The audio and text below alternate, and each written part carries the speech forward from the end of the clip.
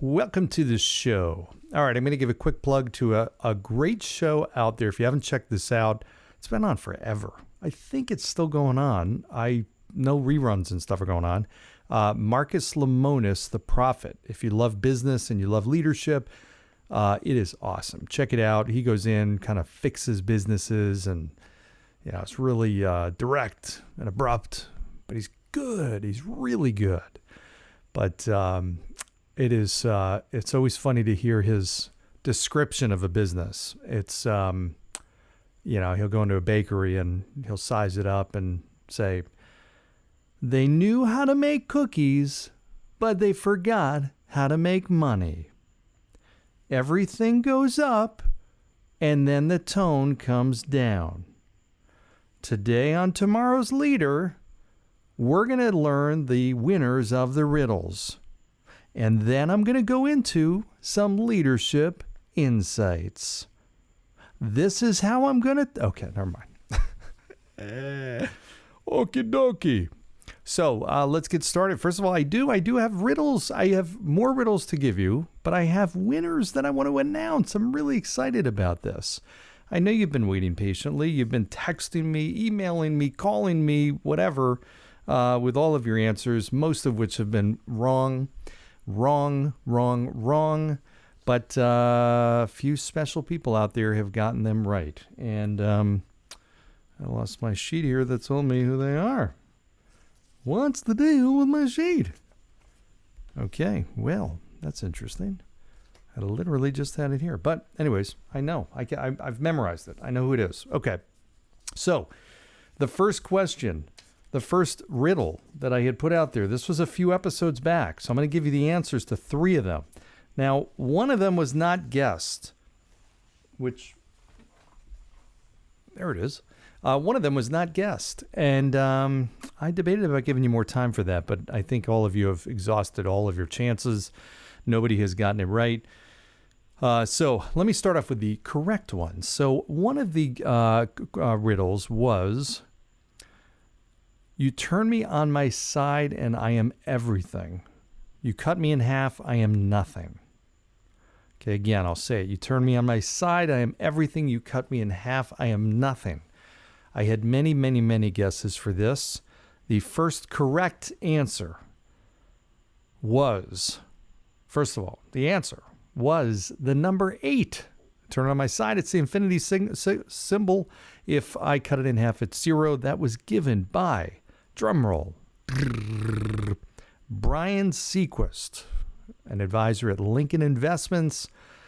Good guy, great guy, and he is a smart guy, very smart guy. So Brian gets some notoriety, some recognition on this worldwide show, and a signed copy of Tomorrow's Leader that will be en route to him shortly. So great job, Brian.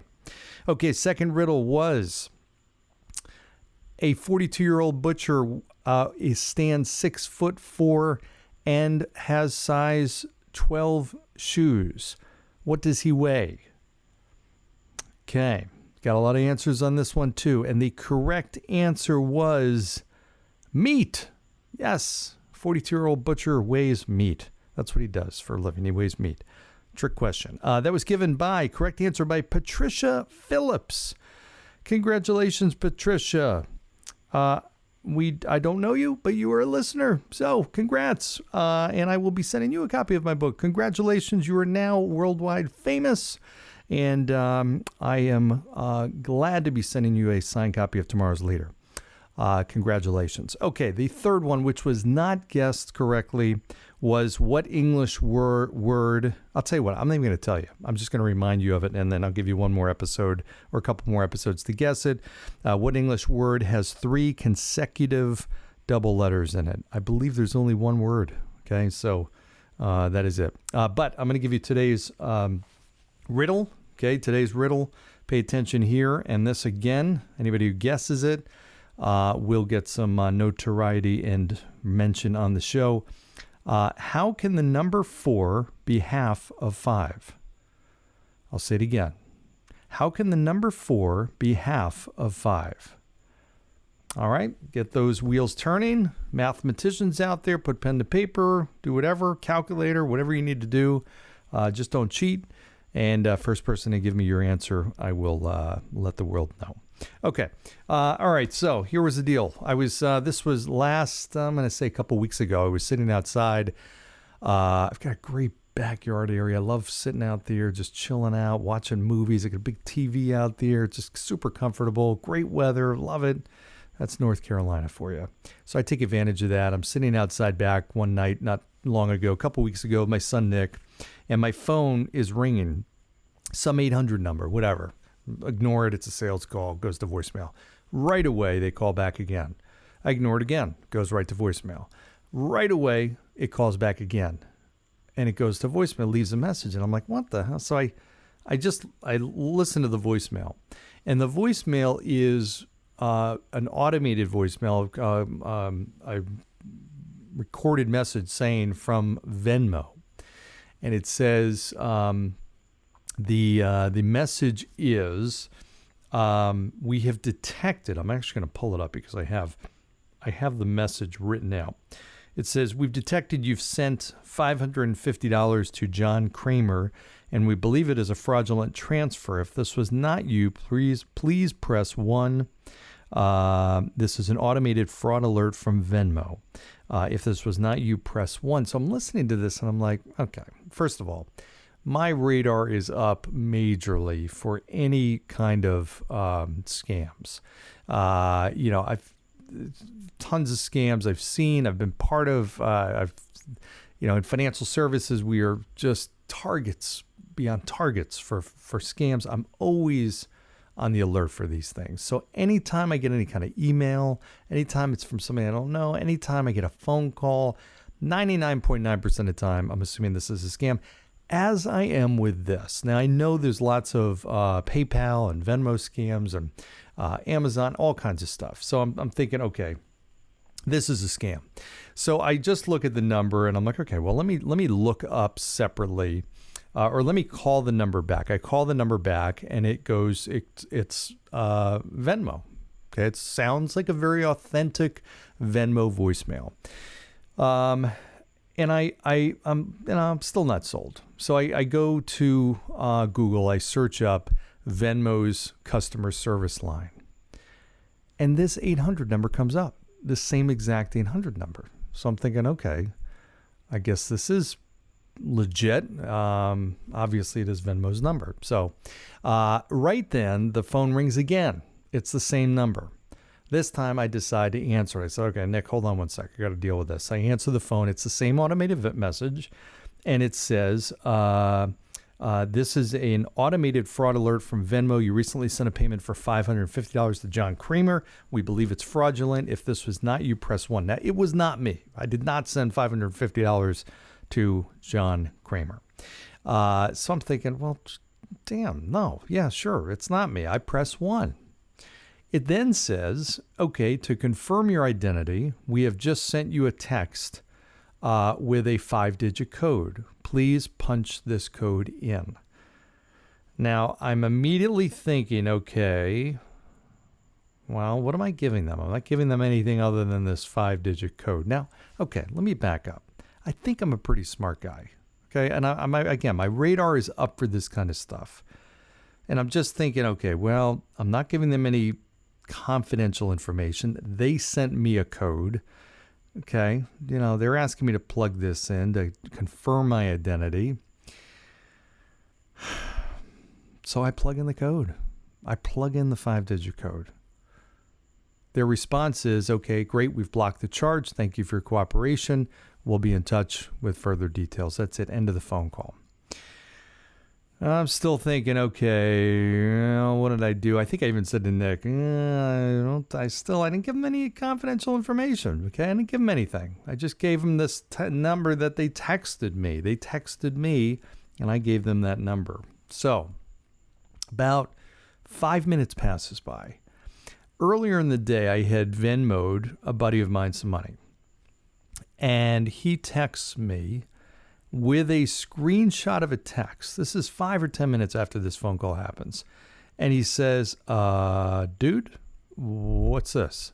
And the screenshot of the text basically is from me, from my Venmo with my picture, and it's through Venmo chat feature or whatnot, and it says, hey, now his name is Dave, and it says, hey, David. Okay, first clue that that's not me. It says, hey, David, I mistakenly sent you too much money, a second payment. Please send that back to me. It was a mistake. Apologies, John. And he's like, what the heck is this? I'm like, dude, that wasn't me. Are you kidding me? My account has gotten hacked. And immediately I'm starting to realize, okay, I'm a nugget head. And I fell for a very elaborate, I will say, scam. And I'll tell you exactly what happened. So it turns out Dave sends me a few moments later, because it hadn't, my text, I guess, reached him, that supposed text, before the actual payment, but then follows a $900 payment. I'd sent him previously, I don't know what it was, $100 or something like that. Sends him a $900 payment out of my account. Okay, and I guess what had happened at this point, I realized, okay, so Venmo, basically somebody had hijacked or somehow gotten the Venmo number and was able to use that number to, I don't even, assume that number as their identity and call from that number, which made this a very elaborate prank. Now, what they had done is, or prank, scam, what they had done is asked for that authentication code because they, in the other side of this phone call, were then changing my password and now accessing my account. And that's exactly what they had done. They had hacked into my account. That 5-digit code basically was what you needed, two-factor identification, to reset your password. Now they had access. They had full control. My guess is they changed the bank information, and then they were sending, trying to get that money sent back from Dave, the 900 that came out of my account, to Dave, go from Dave to their, dirtbag account. So in any event, they went through a lot of effort to do this, and I fell for it. So I called Venmo, finally got it figured out. Short end to this long story. I got it fixed. Venmo backed me up, realized, I called the real Venmo, realized, yes, this is an elaborate scam. I had actually Googled it right afterwards, and they said, oh, yeah, here's a typical scam, and that was it. So I fell for something that was very typical, but I got to say very elaborate. Again, I think I'm a smart guy, and I fell for this stupid thing. Maybe they caught me at a weak moment, whatever. I was, late at night watching a movie, but I still thought about it and still fell for it. Okay, what does this have to do with leadership? One, I don't know, just want to share the story with you, but there is leadership lessons in this. Here's a couple things that's really interesting. They got me to do something that I wouldn't normally have done. And I think, when you think about leadership is influencing people to do things they wouldn't have otherwise done, but good things. Help them do things they wouldn't have done in a good way, not in a bad way. But bottom line, the principles of leadership still exist. I've talked about 4 questions that any follower is going to ask to determine if they're going to follow a leader. And those 4 questions are, does this person care about me? Well, okay, so Venmo reached out to me. I'm thinking, okay, well, that's kind of good that they're protecting me. They're protecting themselves too, but they're protecting me. The fraud alert system is aimed at protecting me. Okay, that can kind of be a yes for that question. Secondly is, do I trust this person? Okay, I was skeptical, but they authenticated themselves. I mean, I checked the number. It was legit. It sounded legit. It looked legit. I went through kind of that extra cross-referencing to determine, yeah, this is Venmo's number. So they had my credibility. They had my trust. And then the questions that you're always asking a leader is, do I want to follow this person to where they're trying to take me? Well, in this case, for a leader, that's the vision. That's the vision of the organization. In this case, they want to take me to, hey, protect me, right? They don't want me to lose money. Of course I want to follow them to do that. And then the last thing is, do I think they can take me there? Do I think this leader is the one who can actually get me to where they're talking about getting me to go or where I want to go? And in this case, yeah, Venmo, of course, they're the ones that are going to block this transaction, of course. So it's just interesting. Those 4 questions that you ask yourself always about a leader still, existed in the background of this decision here. I wasn't necessarily walking through those 4 questions in my mind, but they still applied. And it just shows you how powerful that is. As a leader, you can do so much good, not scam people, but you can do so much good and influence people in such a huge way when people know that you care, they trust you, they want to follow you to where you're going, and they know you can take them there. That's it. Those 4 questions, that's it. That's the name of the game. Unfortunately, good or bad, you have massive influence when you answer those 4 questions, yes, for better or for worse. But those 4 questions are key. And they honed in on what is a base need for most people, and that's to protect what you have.